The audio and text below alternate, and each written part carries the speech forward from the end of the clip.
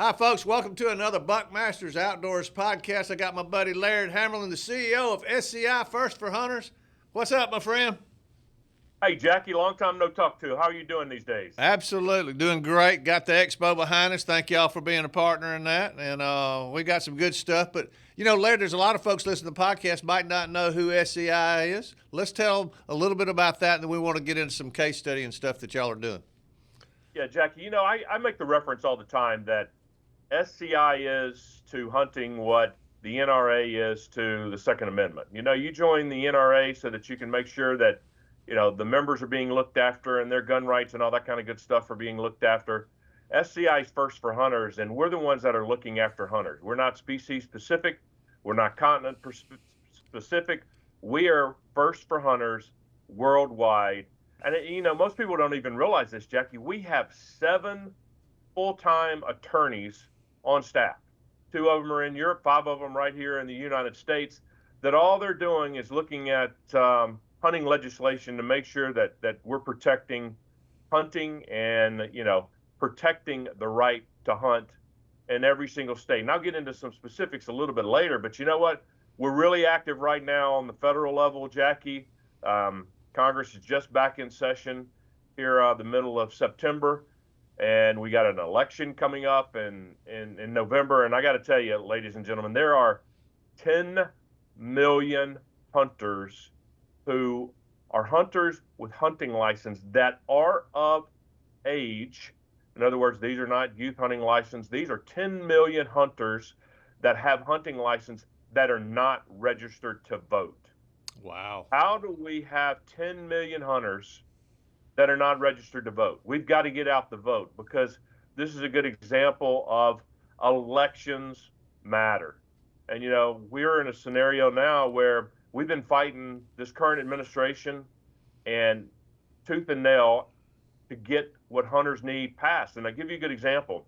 The House bills that have passed that were supported by SCI since the introduction was to delist wolves, stop fishing wildlife from banning lead on public lands, and to make sure hunters can hunt public lands. The next step is we've got to get the Senate to act.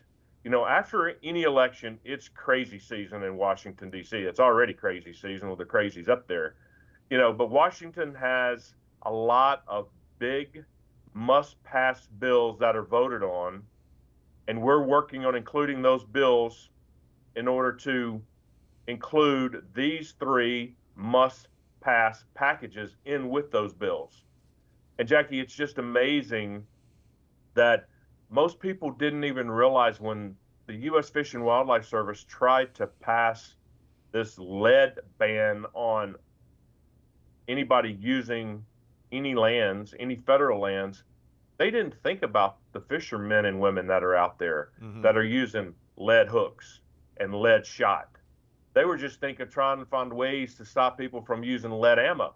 And then all of a sudden, we rallied around and got other organizations, to include fishing organizations, to stop this mess about not using lead on federal lands, because it doesn't just affect the hunters, it affects the fishermen and women as well. And, they attacked access and this lead issue, but they still haven't addressed fixing the Endangered Species Act. Right. And the Endangered Species Act is an act where there's a number of species that are no longer endangered, and in some cases are overpopulated and are ruining the fauna and flora in a lot of these different countries around the world. And it's amazing that for whatever reason, nobody wants to touch the Endangered Species Act, but SCI is on the front lines holding them accountable, them being the U.S. Fish and Wildlife Service, and rallying hunters to tell Congress what's best for hunters is also best for conservation, Jackie. Laird, and this is what gets me, because y'all are right in the middle of it, but I can promise you, if you surveyed 10 hunters and you ask them about any legislation, there might be only one that maybe actually knows there is any legislation out there to fight for. And it's because of what SCI is doing, communicating to the hunting world through social media and everything else that one person probably knows. But we've got to find the secret sauce to get to those other 9 people that are out there. And I'll give you a good example of something that has happened here recently, and it's no better example than the Louisiana black bear. It went from the endangered species list to this past weekend, Louisiana residents could apply for a tag to hunt bears in Louisiana. Mm-hmm. That doesn't happen by accident, Jackie. Right. Without SCI's legal action and the SCI Foundation's science, anti-hunting groups go unchecked, and they just continue to pound everybody with misinformation. Mm-hmm. And it's thanks to SCI that recovery like this is celebrated and that species are properly managed. Otherwise, it would just go under the radar if it even were to happen. And that's what's just amazing is that, black bears on the endangered species list now is going to be huntable in Louisiana. And we have an employee on the foundation who actually was working for the state of Louisiana that wound up coming to work for us and was a big driver in making that happen across the board. And it's going to be a huge success because of the number of bears in Louisiana. And some people don't even realize there's that many bears in Louisiana. That's what's amazing. Yeah. Well, that's the cool thing about y'all. Y'all are on top of it. You see it. And I've said this from day one. You cannot make conservation work with emotion and politics. It doesn't work. And people have to understand if it wasn't for the hunters and the fishermen, we won't have the abundant wildlife that we have. It's that simple. Jackie, what we've got going on right now is an absolute crying shame in Colorado. Yep. I mean, it is ballot box biology. I mean, they are voting in Colorado on what to do with mountain lions, a species that's a feline that has multiple, litters. Yep. That destroys everything such as deer, elk, and we could go on and on and on. Mm-hmm. But there's a Colorado ballot initiative, and this is in the anti's playbook, because most people go, well, that's in Colorado, I don't have to worry about it, it's not going to affect me. Well, guess what? Yeah, it is. They get started in Colorado, yep, and then they go to the next state.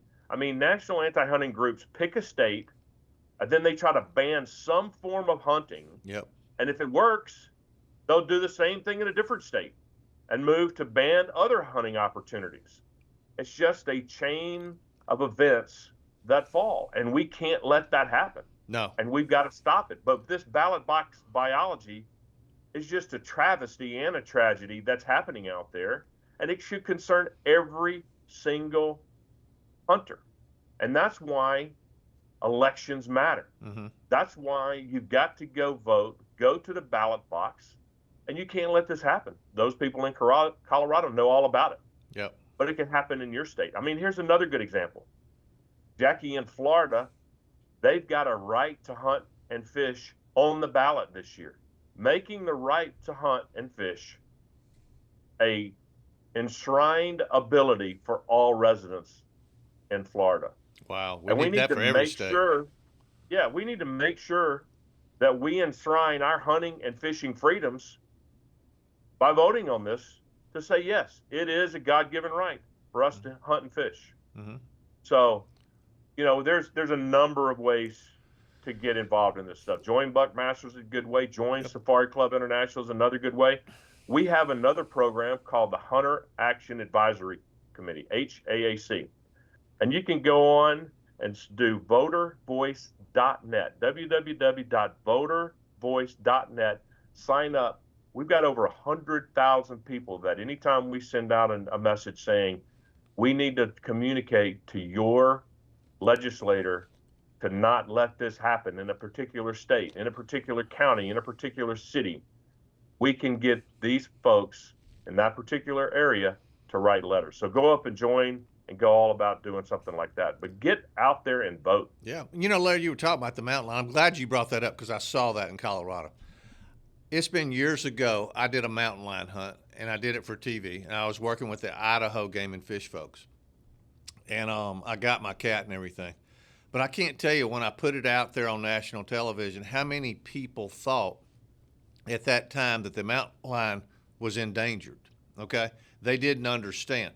And a big Tom is so territorial is that they push other Toms out of their territory, and that territory keep increasing. And now you're into people's neighborhoods and you're into biking trails and stuff like that. And I would just say to anybody, you're not going to change an viewpoint, but go talk to the parent that might have lost a child when that mountain lion took it off the bike and killed it. You know what I'm saying? And they can take a deer a day. So again, letting emotions and politics dictate conservation measures is just crazy. But these people need to know who their congressmen are and women, whether it's Republican, Democrat, doesn't matter. They need to be in touch with those folks to see what's out there. And that's what y'all are doing a great job. It's just getting the message out, because there's bills being passed that the hunters don't even know about. You know what I'm saying? That they need to know about to reach out to their representatives. Is that the best way to make something happen, Laird? Is people in a certain state, say Colorado or whatever, reaching out and making sure they're getting to the ballot box? Because it's already on the ballot. When they get it to the ballot box, I mean, it's majority wins. Yeah, and what's happened is people are going around and getting the necessary signatures in order to get it on the ballot. Yeah. And it's up to us to make sure that it doesn't get voted on and run the necessary campaigns to communicate. Jackie, here's another good example. You hear about the warm and cuddly, I guess, TV ads, radio ads, and all that kind of good stuff talking about elephants. Elephants are not endangered. Elephants are overpopulated. Right. There's countries in Africa that have a carrying capacity of 6,000 elephants, and they've got 40,000 elephants in that country. Right. There's countries that have a carrying capacity of 15,000 elephants, and they've got 80,000 elephants in that country. It's just overpopulated. But all you see is these late night TV shows, and everybody thinks, oh my goodness, elephants are endangered, this, that, and the other. That is the furthest thing from the truth. Yep. Same thing with polar bears. All they're cute and cuddly and all that. Yeah. That's not the case. But people have disinformation and misinformation out there about all of this, and people are managing with their heart and not with conservation and not with biology, and that's just the wrong thing to do when you're managing wildlife and making sure you're taking care of the fauna and flora of other parts of our ecosystem. I mean, look, this wolf thing is a total disaster, but there's people out there that want wolves out there everywhere, but they're killing the elk. There's some elk populations that had 15,000 elk in a herd in one area. It's down to less than 5,000, all because of wolves. Wow. It's just amazing. And nobody thinks about that. Nobody's talking about that. Yeah. They just want to have wolves. Yep. And we went through the days of trying to eradicate coyotes and all that. Now they're saying, okay, you can't even go out and shoot coyotes because that's just a bad thing to have happen. And you can't have these programs to try to eradicate them. Next thing we're going to find out is there's going to be nobody wants to kill beavers anymore because they're cute and cuddly or something like that, instead of causing flooding. Yeah. Oh, yeah. Well, like I said, you're right in the middle of it. We see it too, and just hopefully all these hunters out there, with working with SCI and Buckmasters, they can get the information and get it out to their congressmen and say, hey, guys, we got to have some of this stuff stopped, and we appreciate what you do. Any other cases we need to know, Larry? Because what I want to do is bring you on this podcast, every other month to see new legislation and stuff like that. Yeah, I mean, look, right now we're trying to fight this deal up in Colorado tooth and nail. That's where we got to go after right now, and we're trying to promote the vote in Florida, making sure that fishing and hunting is enshrined in our ability to do that without any questions asked.